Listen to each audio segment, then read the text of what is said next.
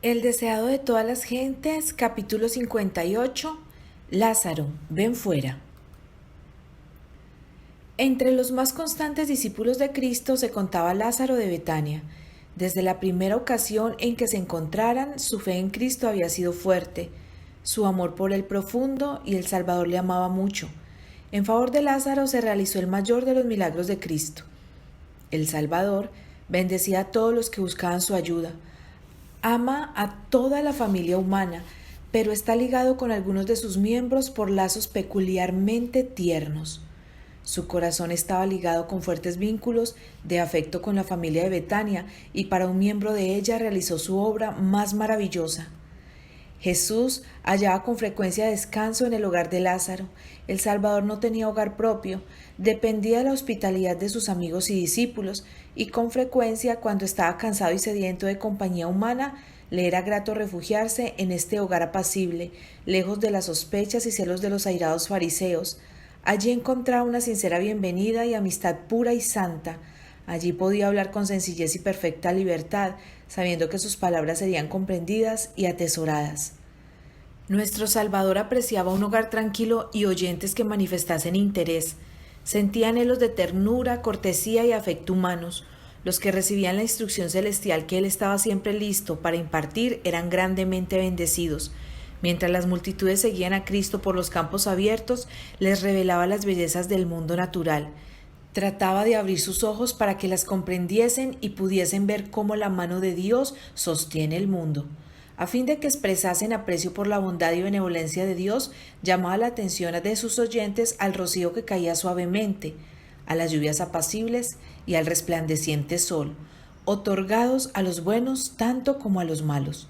Deseaba que los hombres comprendiesen mejor la consideración que Dios concede a los instrumentos humanos que creó. Pero las multitudes eran duras de entendimiento, y en el hogar de Betania Cristo hallaba descanso del pesado conflicto de la vida pública. Allí abría, ante un auditorio que le apreciaba, el libro de la providencia. En esas entrevistas privadas revelaba a sus oyentes lo que no intentaba decir a la multitud mixta. No necesitaba hablar en parábolas a sus amigos. Mientras Cristo daba sus lecciones maravillosas, María se sentaba a sus pies, escuchándole con reverencia y devoción. En una ocasión, Marta, perpleja por el afán de preparar la comida, apeló a Cristo diciendo: «Señor, ¿no tienes cuidado que mi hermana me deja servir sola? Dile pues que me ayude». Esto sucedió en ocasión de la primera visita de Cristo a Betania. El Salvador y sus discípulos acababan de hacer un viaje penoso a pie desde Jericó. Marta anhelaba proveer a su comodidad y en su ansiedad se olvidó de la cortesía debida a su huésped. Jesús le contestó con palabras llenas de mansedumbre y paciencia: «Marta, Marta, cuidadosa estás y con las muchas cosas estás turbada.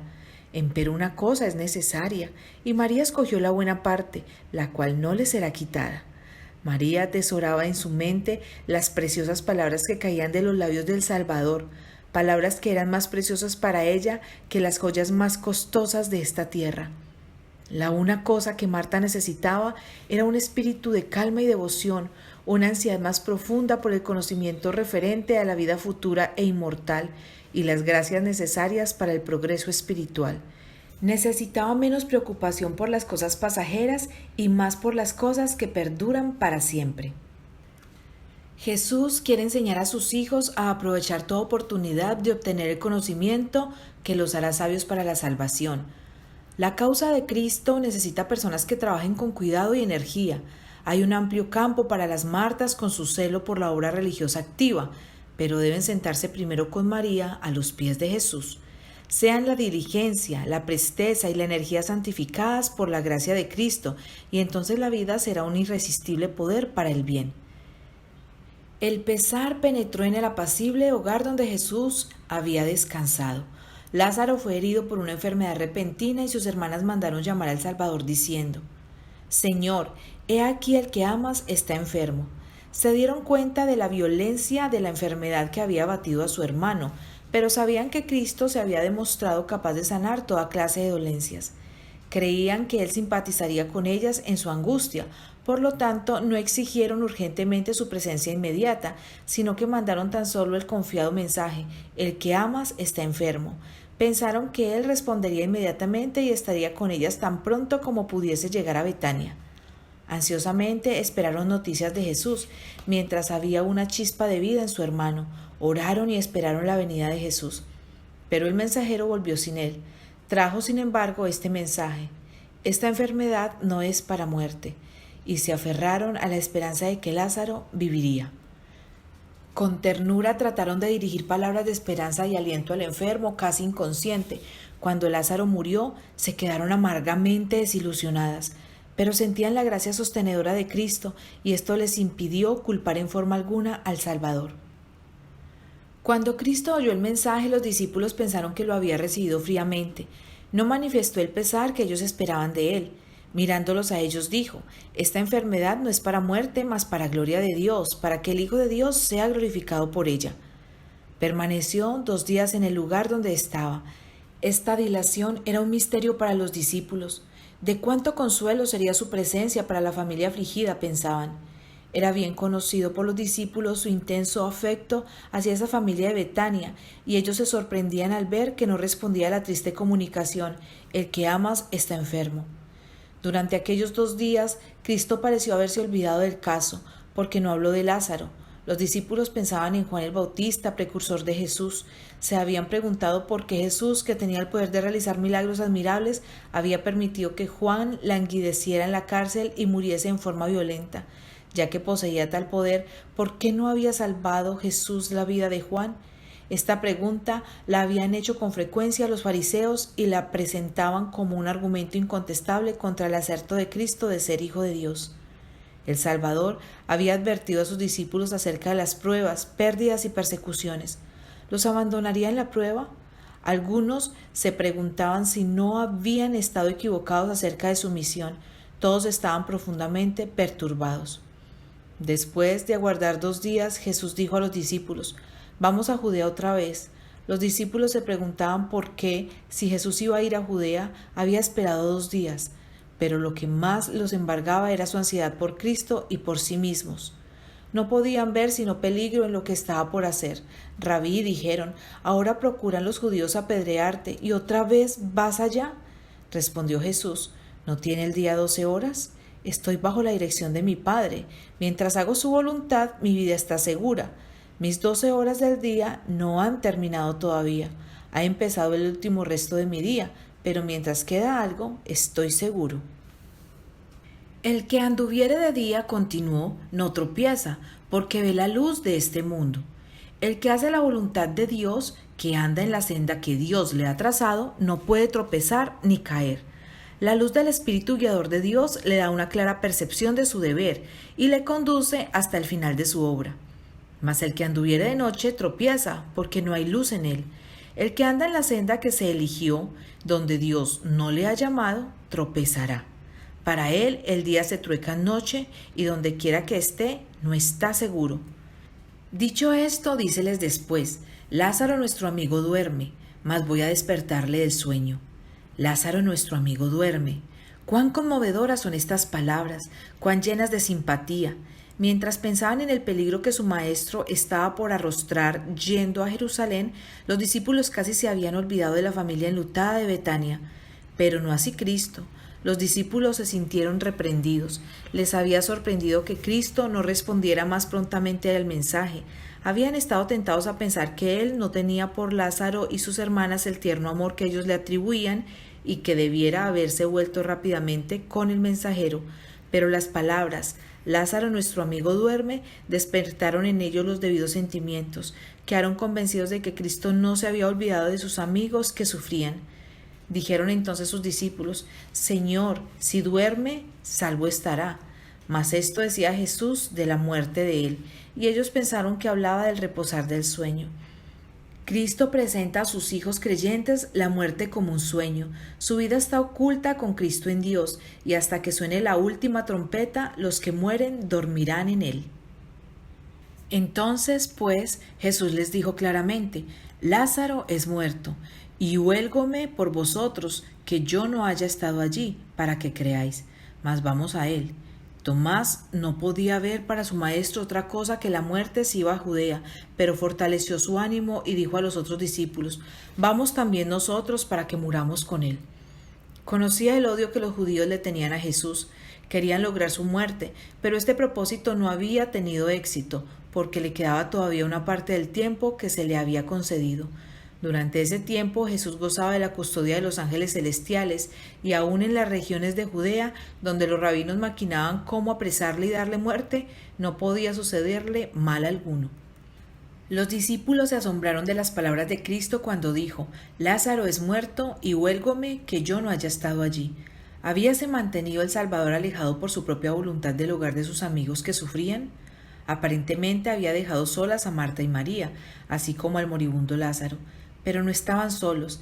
Cristo contemplaba toda la escena, y después de la muerte de Lázaro, las enlutadas hermanas fueron sostenidas por su gracia.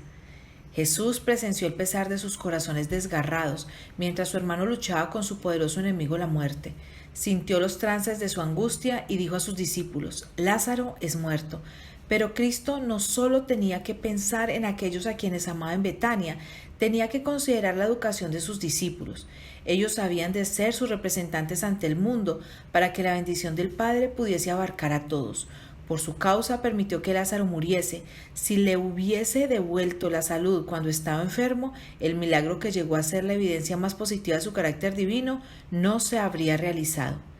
Si Cristo hubiese estado en la pieza del enfermo, Lázaro no habría muerto, porque Satanás no hubiera tenido poder sobre él. La muerte no podría haber lanzado su dardo contra Lázaro en presencia del dador de la vida. Por lo tanto, Cristo permaneció lejos. Dejó que el enemigo ejerciese su poder para luego hacerlo retroceder como enemigo vencido. Permitió que Lázaro pasase bajo el dominio de la muerte, y las hermanas apenadas vieron a su hermano puesto en la tumba. Cristo sabía que mientras mirasen el rostro muerto de su hermano, su fe en el Redentor sería probada severamente. Pero sabía que a causa de la lucha por la cual estaban pasando ahora, su fe resplandecería con fuerza mucho mayor. Permitió todos los dolores y penas que soportaron. Su tardanza no indicaba que las amase menos, pero sabía que para ellas, para Lázaro, para él mismo y para sus discípulos había de ganarse una victoria. Por vosotros, para que creáis, a todos los que tantean para sentir la mano guiadora de Dios, el momento de mayor desaliento es cuando más cerca está la ayuda divina. Mirarán atrás con agradecimiento a la parte más oscura del camino. Sabe el Señor librar de tentación a los píos. Salen de toda tentación y prueba con una fe más firme y una experiencia más rica. Al demorar en venir a Lázaro, Jesús tenía un propósito de misericordia para con los que no le habían recibido. Tardó a fin de que al resucitar a Lázaro pudiese dar a su pueblo obstinado e incrédulo otra evidencia de que él era de veras la resurrección y la vida. Le costaba renunciar a toda esperanza con respecto a su pueblo, las pobres y extraviadas ovejas de la casa de Israel. Su impenitencia le partía el corazón. En su misericordia se propuso darles una evidencia más de que era el restaurador, el único que podía sacar a luz la vida y la inmortalidad. Había de ser una evidencia que los sacerdotes no podrían interpretar mal. Tal fue la razón de su demora en ir a Betania. Este milagro culminante, la resurrección de Lázaro, había de poner el sello de Dios sobre su obra y su pretensión a la divinidad. En su viaje a Betania, Jesús, de acuerdo con su costumbre, atendió a los enfermos y menesterosos. Al llegar a la aldea, mandó un mensajero a las hermanas para avisarlas de su llegada. Cristo no entró enseguida en la casa, sino que permaneció en un lugar tranquilo al lado del camino. La gran ostentación externa manifestada por los judíos en ocasión de la muerte de un deudo no estaba en armonía con el espíritu de Cristo. Oía los lamentos de los plañidores y no quería encontrarse con las hermanas en medio de la confusión. Entre los que lloraban estaban los parientes de la familia, algunos de los cuales ocupaban altos puestos de responsabilidad en Jerusalén. Entre ellos se contaban algunos de los más acerbos enemigos de Cristo. Él conocía su propósito y por lo tanto no se hizo conocer enseguida. El mensaje fue dado a Marta con tanta reserva que las otras personas que estaban en la pieza no lo oyeron. Absorta en su pesar, María no oyó las palabras. Levantándose enseguida, Marta salió al encuentro de su Señor, pero pensando que ella había ido al sepulcro donde estaba Lázaro, María permaneció sumida silenciosamente en su pesar. Marta se apresuró a ir al encuentro de Jesús, con el corazón agitado por encontradas emociones. En el rostro expresivo de él leyó ella la misma ternura y amor que siempre había habido allí. Su confianza en él no había variado, pero recordaba a su amado hermano a quien Jesús también amaba, con el pesar que brotaba de su corazón porque Cristo no había venido antes y sin embargo, con la esperanza de que aún ahora podría hacer algo para consolarlas, dijo: Señor, si hubieses estado aquí, mi hermano no fuera muerto. Vez tras vez, en medio del tumulto creado por los plañidores, las hermanas habían repetido estas palabras. Con compasión humana y divina, Jesús miró el rostro entristecido y acongojado de Marta. Esta no tenía deseo de relatar lo sucedido. Todo estaba expresado por las palabras patéticas: Señor, si hubieses estado aquí, mi hermano no fuera muerto. Pero mirando aquel rostro lleno de amor, añadió: Mas también sé ahora que todo lo que pidieres de Dios, te dará Dios. Jesús animó su fe diciendo: resucitará tu hermano. Su respuesta no estaba destinada a inspirar esperanza en un cambio inmediato. Dirigía el Señor los pensamientos de Marta más allá de la restauración actual de su hermano y los fijaba en la resurrección de los justos. Lo hizo para que pudiese ver en la resurrección de Lázaro una garantía de la resurrección de todos los justos y la seguridad de que sucedería por el poder del Salvador. Marta contestó: Yo sé que resucitará en la resurrección en el día postrero. Tratando todavía de dar la verdadera dirección a su fe, Jesús declaró: Yo soy la resurrección y la vida. En Cristo hay vida original, que no proviene ni deriva de otra. El que tiene al Hijo, tiene la vida. La divinidad de Cristo es la garantía que el creyente tiene de la vida eterna. El que cree en mí, dijo Jesús, aunque esté muerto, vivirá. Y todo aquel que vive y cree en mí no morirá eternamente. ¿Crees eso? Cristo miraba hacia adelante a su segunda venida. Entonces los justos muertos serán resucitados incorruptibles y los justos vivos serán trasladados al cielo sin ver la muerte. El milagro que Cristo estaba por realizar al resucitar a Lázaro de los muertos representaría la resurrección de todos los justos muertos. Por sus palabras y por sus obras se declaró el autor de la resurrección. El que iba a morir pronto en la cruz estaba allí con las llaves de la muerte, vencedor del sepulcro, y aseveraba su derecho y poder para dar vida eterna. A las palabras del Salvador: ¿crees esto? Marta respondió: Sí, Señor, yo he creído que tú eres el Cristo, el Hijo de Dios, que has venido al mundo. No comprendía en todo su significado las palabras dichas por Cristo, pero confesó su fe en su divinidad y su confianza de que Él podía hacer cuanto le agradase. Y esto dicho, fuese y llamó en secreto a María su hermana, diciendo: El Maestro está aquí y te llama. Dio su mensaje en forma tan queda como le fue posible, porque los sacerdotes y príncipes estaban listos para arrestar a Jesús en cuanto se les ofreciese la oportunidad.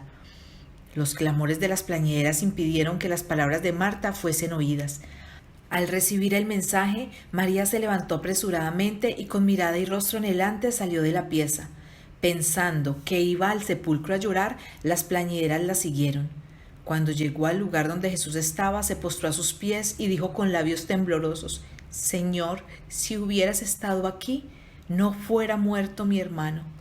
Los clamores de las plañideras eran dolorosos y ella anhelaba poder cambiar algunas palabras tranquilas a solas con Jesús, pero conocía la envidia y los celos que albergaban contra Cristo en su corazón algunos de los presentes y se limitó a expresar su pesar. Jesús entonces, como la vio llorando y a los judíos que habían venido juntamente con ella llorando, se conmovió en espíritu y turbóse. Leyó el corazón de todos los presentes.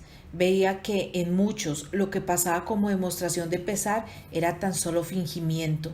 Sabía que algunos de los del grupo que manifestaban ahora un pesar hipócrita estarían antes de mucho maquinando la muerte, no solo del poderoso taumaturgo, sino del que iba a ser resucitado de los muertos. Cristo podría haberlos despojado de su falso pesar, pero dominó su justa indignación. No pronunció las palabras que podría haber pronunciado con toda verdad, porque amaba a la que arrodillada a sus pies con tristeza creía verdaderamente en él. ¿Dónde le pusisteis?, preguntó. Dícenle: Señor, ven y ve. Juntos se dirigieron a la tumba. Era una escena triste. Lázaro había sido muy querido y sus hermanas le lloraban con corazones quebrantados. mientras que los que habían sido sus amigos mezclaban sus lágrimas con las de las hermanas enlutadas. A la vista de esta angustia humana, y por el hecho de que los amigos afligidos pudiesen llorar a sus muertos mientras el Salvador del mundo estaba al lado, lloró Jesús. Aunque era hijo de Dios, había tomado sobre sí la naturaleza humana y le conmovía el pesar humano. Su corazón compasivo y tierno se conmueve siempre de simpatía hacia los dolientes. Llora con los que lloran y se regocija con los que se regocijan. No era solo por simpatía humana hacia María y Marta por lo que Jesús lloró. En sus lágrimas había un pesar que superaba tanto el pesar humano como los cielos superan a la tierra. Cristo no lloraba por Lázaro, pues iba a sacarle de la tumba.